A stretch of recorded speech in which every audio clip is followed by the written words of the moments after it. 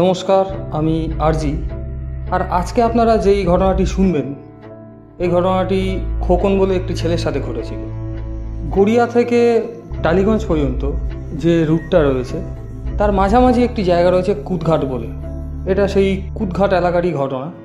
ঘটনাটি ঘটেছে অ্যাকচুয়ালি একটি ছেলে একটি মেয়েকে নিয়ে, বলতে পারেন একটা ভালোবাসা সম্পর্কিত, একটা প্রেম সম্পর্কিত ঘটনা এটা।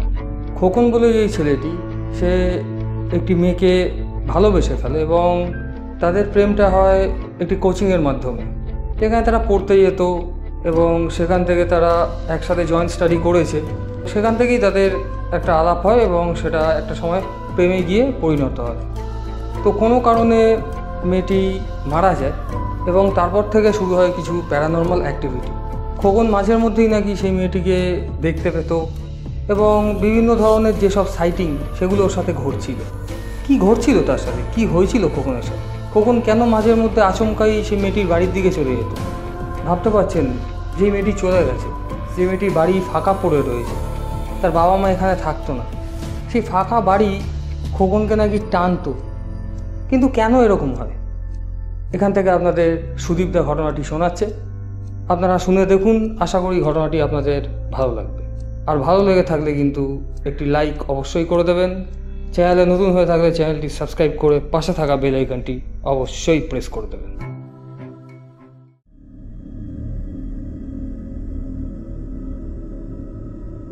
তো এরম ধরনের ঘটনা চলছে। এবার আস্তে আস্তে কি হয়, যে মেয়েটি যেহেতু ফ্ল্যাটে একা থাকতো, ও কোনোভাবে মানে ওর বাবা মা তো বেঁচে ছিল না, তো ওর জন্য মেয়েটি মানে আমাদের যে গল্পের ছেলেটি আছে খোকন, ওর যে বান্ধবী, সেই বান্ধবী আস্তে আস্তে ড্রাগে ইনটক্সিকেটেড হয়ে যায়। মানে কোক নিতে শুরু করে। কোক মানে হচ্ছে আমাদের এই কোকাকোলা না, কোকেন। আমেরিকাতে কোক বলে যেটাকে, সেটা হচ্ছে কোকেন। তো কোকেন নিতে শুরু করে। কোকেন নিতে নিতে নিতে নিতে আস্তে আস্তে শরীর ডিটোরেট করতে শুরু করে। খোকনের সঙ্গেও ঝগড়াঝাটি করে ফেলে। ঝগড়াঝাটি করার পর খোকনও নিজের মতো চলে যায়, কোনো একটা ট্রেনিং নিতে চলে যায়। এবার ট্রেনিং নিতে গিয়ে তারপর ওর সঙ্গে আর যোগাযোগ করে না এবং মেয়েটি সম্পূর্ণ একা হয়ে যায়। একা হয়ে গিয়ে আর সব কিছু, ওর অনলাইন ব্যবস্থা ছিল, অনলাইনে সব কিছু আনাতো, আনিয়ে খেত। তো যেটা হয় আর কি, একাকিত্ব আস্তে আস্তে ওকে গ্রাস করতে শুরু করে এবং ও ফ্ল্যাট থেকে নিচে নামতো না, ফ্ল্যাটের মধ্যেই সব কিছু আনিয়ে নিত। সকাল থেকে রাত অব্দি ফ্ল্যাটেই থাকতো, ফ্ল্যাটেই এক্সারসাইজ করতো, সব কিছু ফ্ল্যাটেই করতো। তো এই জিনিসটা হওয়াতে তখন মাঝে মধ্যে সিকিউরিটির লোক ওকে খোঁজ নিতে যেত, কিন্তু তাদেরকেও খুব একটা বেশি পাত্তা দিত না। এবার হঠাৎ করে 2024 আগস্টের প্রথম দিকে আমাকে ওদেরই ফ্ল্যাটের আরেক ভদ্রলোক থাকতো, তাকেও আমি চিনতাম। সে আমাকে ফোন করে বলে যে মেয়েটির নাম ছিল পিয়া, বলে যে পিয়া নাকি মারা গেছে। আমি তো শুনে স্তম্ভিত হয়ে যাই যে পিয়া মারা গেছে, এরকম আশ্চর্য হয়ে যাই যে এরকম একজন কি করে মারা যেতে পারে। তো যাই হোক, আমি তখন বলি যে ঠিক আছে, আমি তাহলে আসছি। সেটা একটা রোববার ছিল, বোধহয় আগস্টের ফার্স্ট রোববার। তো আমি বলি যে ঠিক আছে, আমি আসছি। তখন বলে এসে লাভ নেই, ও মারা গেছে 5 দিন আগে। 5 দিন আগে মারা গেছে। অলরেডি বডি যেখানে ও ভর্তি ছিল সেখান থেকে বডিকে ইয়ে করে দিয়েছে, পুড়িয়ে দিয়েছে। তারপরে আমি পুরো ঘটনাটা ওই ভদ্রলোকের কাছে শুনি যে ওর কোনো একটা চক্রে পড়ে ড্রাগ নিতে শুরু করে এবং প্রথমে অল্প ডোজে নিত, তারপরে একটু বেশি ডোজে। এবার ও সেরকম খুব একটা স্ট্রং ছিল না বোধহয় ফিজিক্যালি, তো ওর জন্য ও আস্তে আস্তে উইক হয়ে পড়ে। উইক হতে হতে হতে হতে তারপর মারা যায়। এবং যেহেতু এটা ড্রাগের ব্যাপার, এর জন্য ফ্ল্যাটের যারা অন্যান্য ওনার ছিল তারা একটা মিটিং করে এবং মিটিং করে জিনিসটাকে যাতে আর জানাজানি না হয় বা এ না হয়, তাই জন্য ওই পিয়ার মামার বাড়ি এবং বাবার বাড়ি দুই জায়গাতে খবর পাঠায়। দুই জায়গাতে কেউ কিন্তু আসেওনি বা ওর সঙ্গে কোঅপারেটও করার চেষ্টা করেনি। এর জন্য ওরা ওকে কলকাতার খুব একটা নাম করা রিহ্যাবে দেয়। রিহ্যাবে ও 1 মাস ছিল নাকি। 1 মাস থাকার সময় ও উঠেও বসেছিল এবং একটু সুস্থও হচ্ছিল। তারপর হঠাৎ করে ওর হার্টে প্যালপিটেশন বেড়ে যায় এবং ওই রিহ্যাবেরই হসপিটালে তারা ভর্তি করে ওকে, যেহেতু গভর্নমেন্টের রিহ্যাব।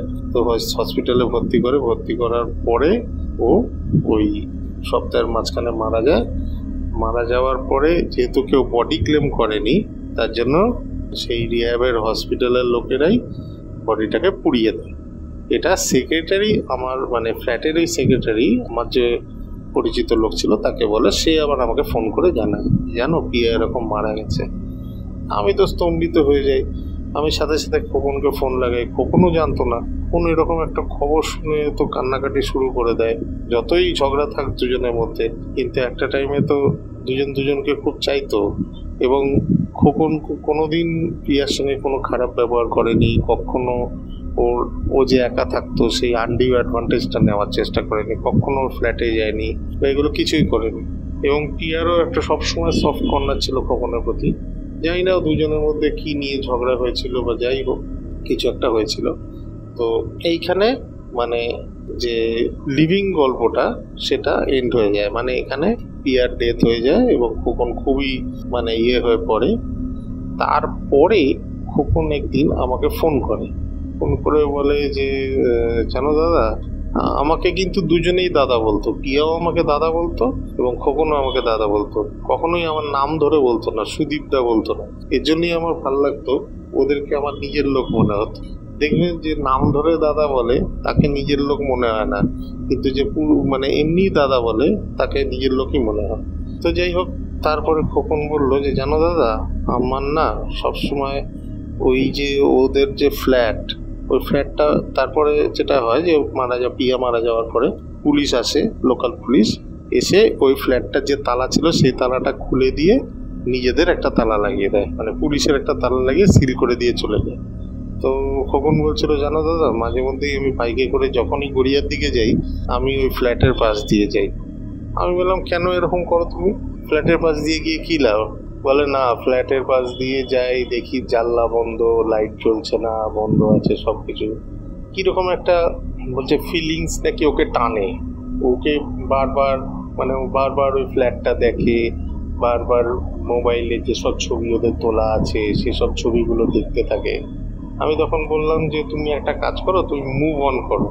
তখন বলে না, মুভ অন আমি করতে পারছি না, আমার পুরো মানে সাইকোলজিক্যাল একটা প্রবলেম হচ্ছে, আমি কিছুতেই ওকে ভুলতে পারছি না।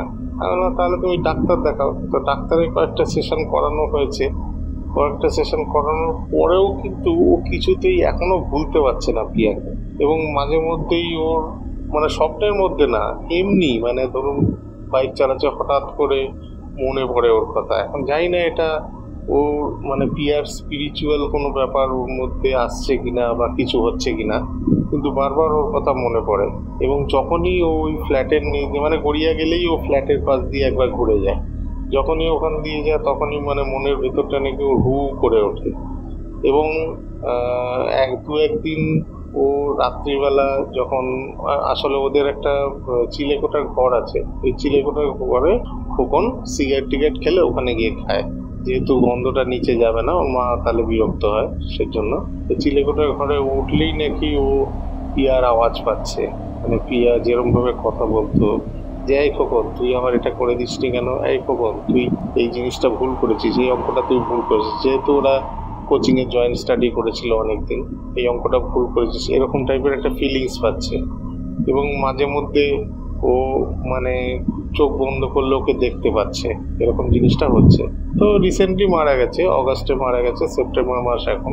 তো পিয়ার যেটা হয়েছে, পিয়ার তো কোনো শ্রাদ্ধ শান্তি কিছুই হয়নি না, তো বাপের বাড়ির লোক মানে বাবার বাড়ির লোকও কোনো পাত্তা দেয়নি, মামার বাড়ির লোকও কোনো পাত্তা দেয়নি। তো এর জন্য আমরা ভাবছি যে ওই সেক্রেটারিকে, ফ্ল্যাটের সেক্রেটারিকে বলে খোকন, আমি, তারপরে আরো যারা আমাদের ওকেও চিনতো, যারা পিয়াকে চিনতো যারা, তারা মিলে একটা শ্রাদ্ধ অনুষ্ঠান করবো। আমি জানি না সেটা মানে সোসাইটি সেটা অ্যালাউ করবে কিনা, কারণ শ্রাদ্ধ অনুষ্ঠানটা ওদের ওই ফ্ল্যাটের পাশে বা ফ্ল্যাটের জায়গাটায় বা নিচে যেটা ওদের কমিউনিটি হল আছে সেখানে করলে ভালো হয়। সবাই কিছু কিছু কন্ট্রিবিউট করে একটা শ্রাদ্ধ করে দেওয়া বেটার, এটা আমার মনে হয়। তো বন্ধুরা, গল্পটা ছোট ছিল, কিন্তু এরকম ধরনের আমি কোনোদিন মানে শুনিনি যে এরকম হুইসপারিং হয়, মানে কোনো আত্মা এসে কানের মধ্যে হুইসপারিং করছে বা করছে। হয়তো পিয়া সত্যি খোকনকে ভালোবাসতো, এর জন্য পিয়ার আত্মাও ওখান থেকে চলে যেতে পারছে না, ভুলতে পারছে না খোকনের কথা, বা খোকনও ওকে ভালোবাসতো, এর জন্যই হয়তো খোকনেরও মনে পড়ছে। তো আপনারা একটা কমেন্ট করে জানাবেন যে আপনাদের কি মনে হয়, যে এটা কি সাইকোলজিক্যাল প্রবলেম খোকনের, নাকি সত্যি এরকম হতে পারে। তো গল্পগুলো শুনতে থাকবেন এবং চ্যানেলটিকে সাবস্ক্রাইব করবেন। নমস্কার।